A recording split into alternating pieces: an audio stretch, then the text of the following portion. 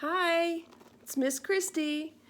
We are getting ready to read Incidents in the Life of a Slave Girl by Harriet Jacobs. I'm going to read the preface by the author. Reader, be assured this narrative is no fiction. I am aware that some of my adventures may seem incredible, but they are nevertheless strictly true.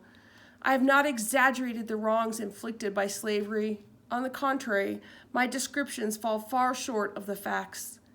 I have concealed the names of places and given persons fictitious names. I had no motive for secrecy on my own account, but I deemed it kind and considerate towards others to pursue this course. I wish I were more competent to the task I have undertaken, but I trust my readers will excuse deficiencies and consideration of circumstances. I was born and reared in slavery, and I remained in the slave state 27 years.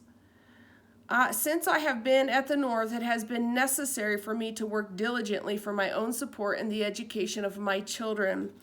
This has not left me much leisure to make up for the loss of early opportunities to improve myself, and it has compelled me to write these pages at irregular intervals when I could snatch an hour from household duties. When I first arrived in Philadelphia, Bishop Payne advised me to publish a sketch of my life, but I told him I was altogether incompetent to do such an undertaking. Though I have improved my mind somewhat since that time, I still remain of the same opinion, but I trust my motives will excuse what might otherwise seem presumptuous. I have not written my experiences in order to attract attention to myself. On the contrary, it would have been more pleasant to me to have been silent about my own history.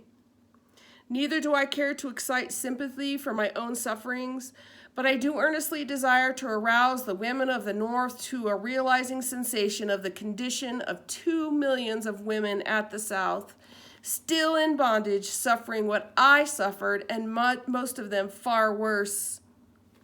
I want to add my testimony to that of abler pens to convince the people of the free states what slavery really is.